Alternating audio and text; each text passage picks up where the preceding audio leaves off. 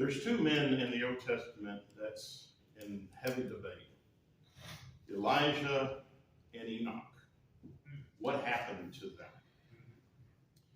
And actually, Paul himself answers the question about Enoch. And we have to consider his words, but before I go over that, I hope you don't mind me expressing some things about that because I think it's an important subject. Jesus said something very curious to Nicodemus that I've never heard anybody quote over the pulpit. He told him, no man has ever ascended up to heaven, except for the Son of Man who come down from heaven, even the Son of Man who is, present tense, in heaven. But think about the first part of that. No man has ascended into heaven. You remember reading that? He actually said that. Now, we can take that as it's said, or we can try to work our way around it. But here's the thing. In consideration of Elijah and Enoch, it's easier to explain Enoch because Paul gives us the answer in Hebrews if you pay attention to it. A lot of people will think I'm nuts for saying this, but Paul gave a whole list of people of the Old Testament worthies, and he mentioned Abraham, and he mentioned Isaac, and Rebecca, and he mentioned Enoch in his list of names that he was given. And then after a few minutes, you remember what it says? These all died in faith. Yeah. It actually said that. Now, either Paul was wrong, he was having a senior moment, or he was on to something. And if he really died in faith, it would match what Jesus said, no man had ever ascended up to heaven.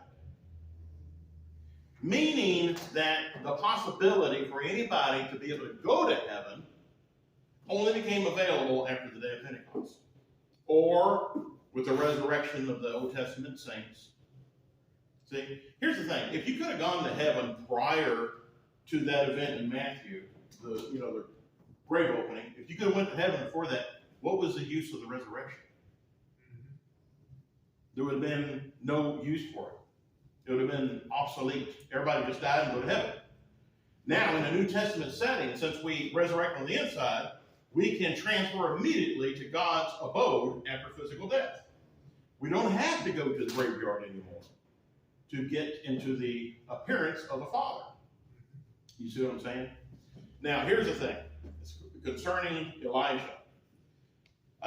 He literally got picked up by a chariot in Elisha's vision. He was watching this, and he literally went up to the sky.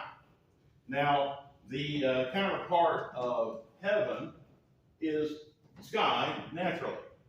Skies are also called heaven. So when he said that he went up into heaven, he might have just meant he went up into the sky and just disappeared into the distance, and he didn't know where he went. But here's the thing.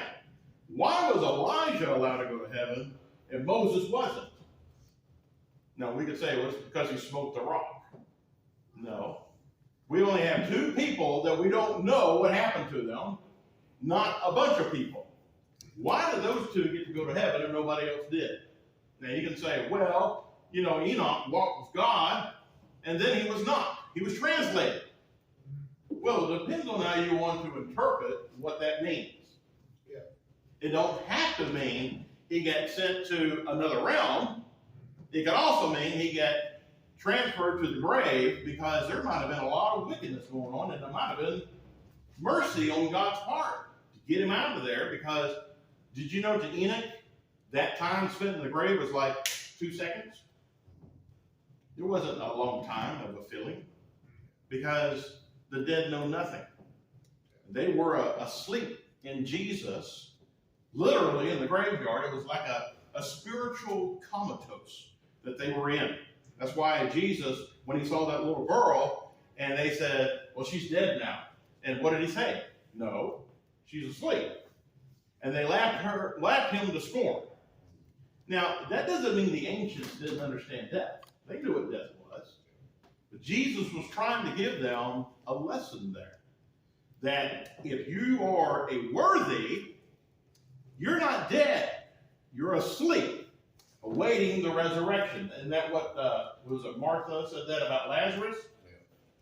Oh, we know that he's going to come up in the last days, in the resurrection.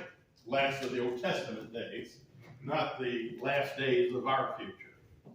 Okay? And that's what she was meaning whenever those days had ended. And he did. He was asleep. And Jesus told his disciples that Lazarus was asleep. You all remember that? But then he plainly told them he's dead. Meaning that he was a worthy and he was just in a spiritual comatose and not dead, like the heathen. You see what I'm saying? So, in my opinion, you cannot prove that anybody went to heaven prior to those Old Testament saints coming up out of the graves and was that cloud of witnesses that went with Jesus to help crown him King of Kings, Lord of Lords. There's no sufficient proof for it. In fact, to me, the scriptures lean more toward the fact that nobody went to heaven like Jesus literally said. And it's going to be verse 13. Just read it over a couple of times. Look what it says. No man has ascended up to heaven, but he that came down from heaven, even or which is the Son of Man, which is in heaven. Now what he's saying was he come from his Father's abode, and even though he's on earth, he's in heaven. What does that mean? That means when he got baptized by John the Baptist, and not because of the water, but because of the Spirit descending upon him in the form of a dove, it thrusted him into second heaven. He had to create the way into the second heaven before anybody else could go in on the day of Pentecost. So Jesus, when he was on earth, he was the only one in second heaven. And to me, the scripture helps prove that.